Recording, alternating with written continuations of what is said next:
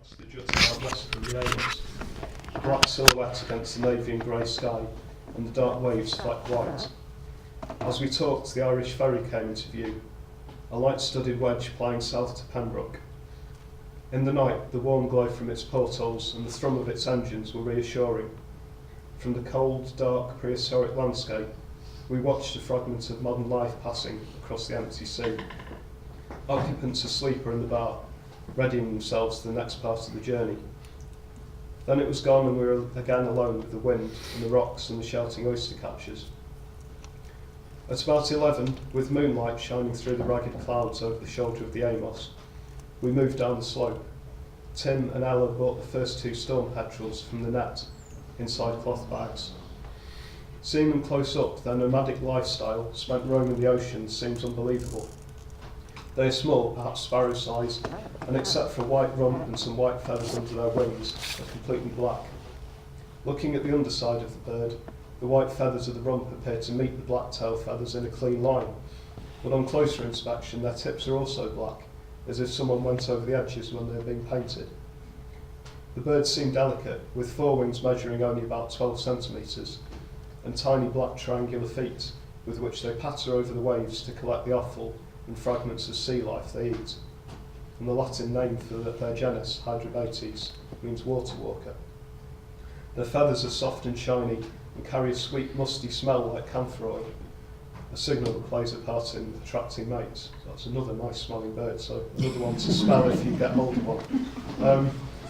Each bird was caught and weighed at around 80 grams and given a metal BTO ring before being released. I was able to let one go. It sat still and light for a moment on my hand before fluttering into the dark, falling onto the soft grass and then finally disappearing to circle the rocks above us. The researchers caught about 12 birds before the winds grew stronger and we finished for the night. And I say they're small and delicate. It's difficult to describe. They sit on your hand and you can hardly feel that they're there. You know, they take off, and away they go, and you think, well, they're going out further over the ocean than I'll ever go, and under their own power as well. That's pretty amazing. So on that note, there's a little bit more after this, but I'm going to kind of round up in this way, and then there's a little bonus extra bit at the end. So this is I'll get in the plugs now. So this is the book over here. It's available from the Arts Centre bookshop and online from Waterstones, Amazon or Brambleby. I've got a few copies there for £6 that I'll sign for you if you like. And also on the 20th of March, 6:30 in the Arts Centre bookshop, I'll be doing a signing and another little presentation where you can find out about the Howard Stone, and the illustrator Michael Roberts will also be signing some of his prints, so that's a date for the diaries. That's the end of the plugs. Well, no, there's some more plugs, but these aren't for me. So first of all, obviously, a thanks to Wildlife Trust of South and West Wales who employed me on the island, and also for the Trust and the group here for inviting me to talk. JNCC, who fund the field assistant position and that research on the island, and the Oxford Navigation Group and the Seawater Group, Seabird Group within those researchers.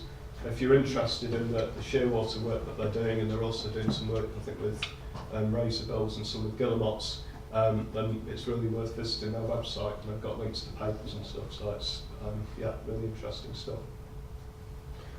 So the last bit, this is a shearwater at night struggling about. They kind of struggle on land, which is one reason they come in at night time, because their feet are kind of adapted for digging and also for diving, so they're quite far back on their bodies and they've got sharp claws, which means they kind of struggle to get around. But one of the things, and this is what I'm going to hopefully allow you to listen to, is if you're on the island late August, early September, that's another reappearance of the octopus, or squid, can't remember which one, or count the legs, arms, legs, I don't know. One of the amazing experiences at the end of August, beginning of September, the young shearwaters come out of their burrows. So the adults have already gone down to South America, and they leave the young to actually find their own way out to fledge, and no one really knows how to then find their own way down to Argentina. That's quite a big ask, really, when you spent your entire life in a dark burrow to then traverse the globe. But what happens is, and this is a picture of it happening, is when they come out, they try and find the highest point from which to fledge. So they climb up the rocky outcrops, they climb up onto the walls. If you go and sit out on the wall, they climb up you. And it's, what I'm going to do is play you just a little soundtrack of, I was sitting out there, I had the MP3 player going to record this, and what you're going to hear is the claws as they scrabble up my coat, and they're quite sharp claws. And then some of their kind of close calls. There's quite a range of calls. It's about a minute 45, but it's kind of an opportunity just to kind of think yourself into that island night time. So there's quite an argument at some point in it, and I think that was 2 or 3 of them arguing over which one should get onto my head. And late in the tape, you also hear some geese flying over the island ahead. So I was sitting near the centre of the island, dark all around, and then just the light of the tankers on the horizon. And it's just one of those kind of moments where you sort of have that close contact to wild creatures that are climbing over you. Anyway, I'll let them do the speaking, and then that'll be the end. So have a listen to this.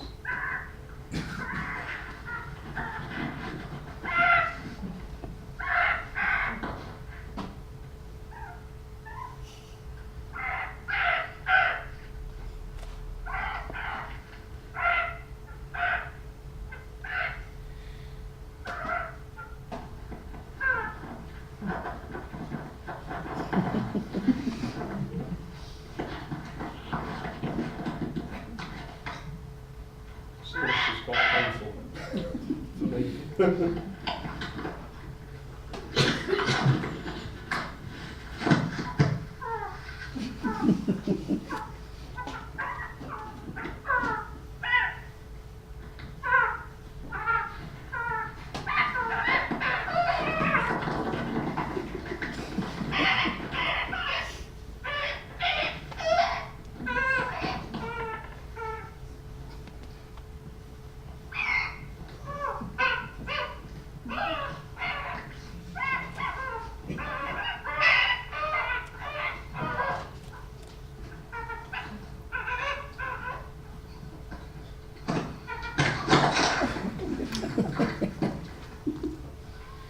Some scratches.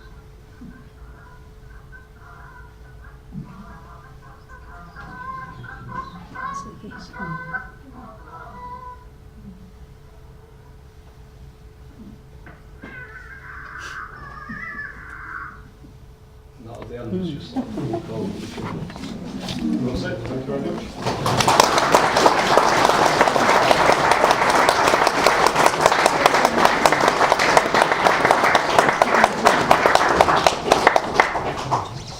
Plenty of time for discussion, so if anybody wants to open with some questions or issue, so it's a good talk as well.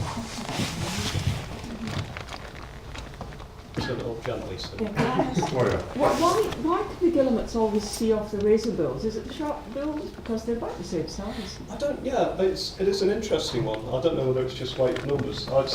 It's a kind of, I don't know if you've ever played top trumps, so they've kind of got different capabilities, but the guillemots have got pretty long beaks, whereas the razor bills have got really powerful beaks, but they're a lot shorter, so I don't know whether it's range or just different behaviour. And it's impossible to tell whether they are being knocked off or whether they're just kind of sitting there and then they're quite happy to go to a different sort of niche in the cliff face. So it's, yeah. This is an observation rather than a question, but you mentioned about the great blackback gulls following guillemot chicks. Yeah. I was there once and I watched one swallow a whole rabbit. Yeah. It just happens black rabbit because Yeah. It's pretty impressive in a gruesome way. Yeah. Are the sperm of those increasing or decreasing or? Well, at the moment, it seems to be a lot of them basically. but there's the survey effort probably isn't enough at the moment to be able to tell, so it's reliant on two people coming over on a voluntary capacity. It's Tim Healing from the British Mammal Society, who comes on once or twice a year, and Nick, whose surname I've temporarily forgotten.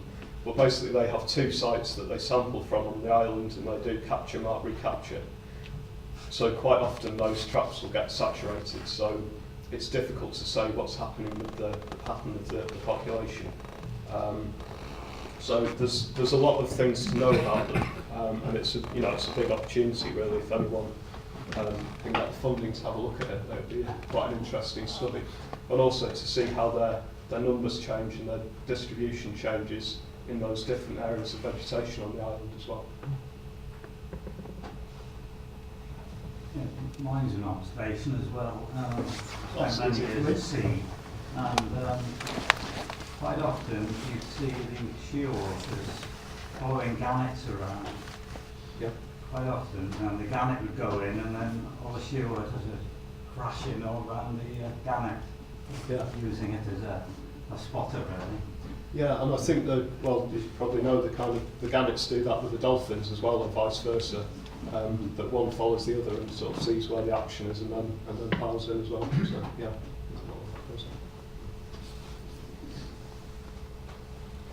The picture you showed of the guillemots with the 21 birds yeah. in the territories, when there was only 1 or 2 eggs at that point, Yeah. would they all have eggs later in the season?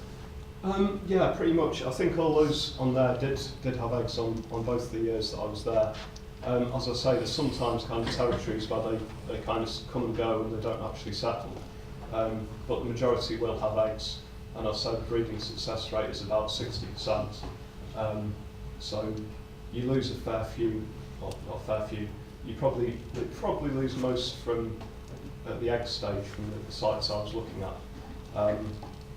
But there's interesting patterns in the successes. So about 30 years ago, someone did a study that found that the kind of more exposed sites that they're breeding on had lower breeding productivity than the kind of central sites where they're surrounded by the birds. But that seems to, from some work I did, that kind of seems to depend on the character of the colony itself, and there's lots of different things going on. So there's some interesting patterns in that. So do they lose the eggs because they're preyed on, or they fall off, or? Yeah, it's a kind of mixture of things really. So one of them is predation by jackdaws and by gulls. Sometimes they just get cold, so some of these ledges kind of slant backwards, and if it rains heavily, then they get pools of water and they just get too cold and die. Well, I don't know if this is a funny story or not. It's one of my predecessors in the job saw they have really quite harsh fights between each other over territory, and she watched 2 guillemots really fighting over territory, and one of them moved away from its egg while it was fighting, and then it suddenly looked back and it realised it had left its egg unguarded. She saw it rush back, and it rushed back a bit too quickly and kicked its egg off the edge. And she said it stood for ages just looking around. So, sorry for the sad story.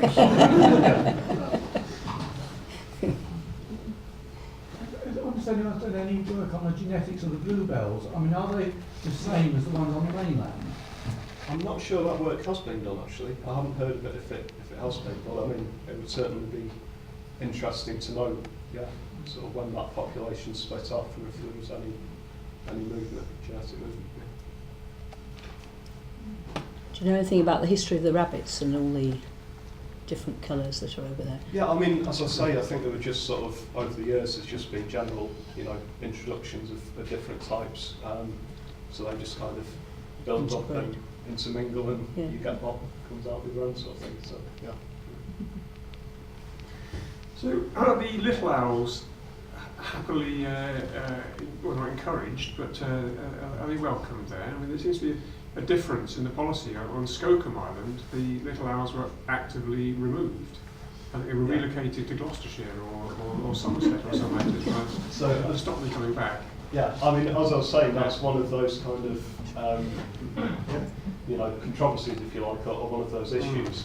is that they are there and they are on SCOMA, and you know, it's known where they are, and then it's, you know, it's a management choice. I mean, I certainly don't think they're like actively encouraged, but then it's another step to say you're actually going to get rid of them. But it's, you know, I use it as an illustration of those kind of issues. But I didn't know that they've actually been taken out on scope. Some years ago, I think. Yeah. Mm.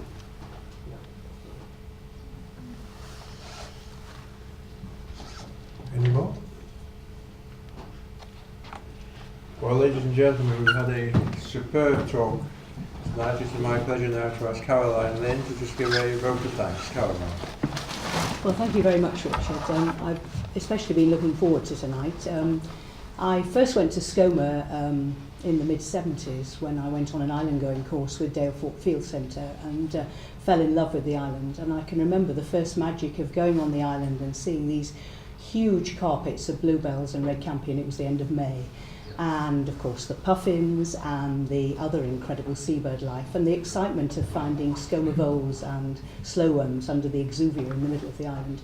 And I've been in love with the island ever since, really, and I've always thought it must be amazing to work on the island. Yeah. So I'm very grateful to you for giving us such an informative and fascinating talk of what must have been a very challenging job, but at the same time a great privilege. And I think it's wonderful that you've written this book to summarise it all, and I hope very much that lots of people feel they would like to buy the book, and that it's successful. So thank you very much indeed for a most informative talk and a very stimulating evening. Thank you. We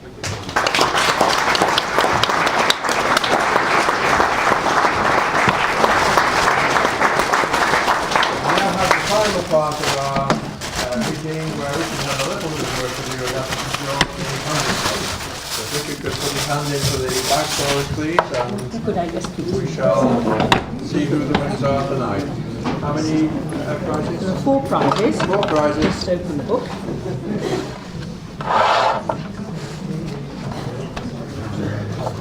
So the first prize is for £20.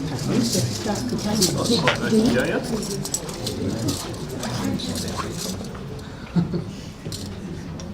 Okay, so that's 81. 81. For you, not 81, not 80. Pose a moment. If you just pop it down there, that's great. So that is Ken Thomas. Oh.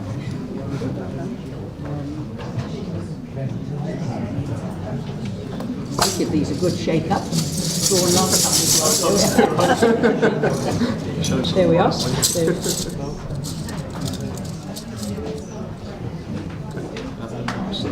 97. 97. So that's Klinos Bonsal, 97, and that's for £15.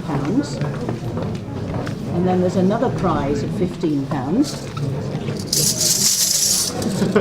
Was that another one? Just make sure that no, it wasn't. That was all right. Okay, so that one's 96. Yeah, That's 96, isn't it? Yes.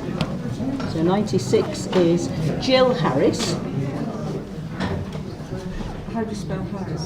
With an E, Harris, yes, and the Jill is with a G. This is the final one for £10, is number 24. Thank you very much.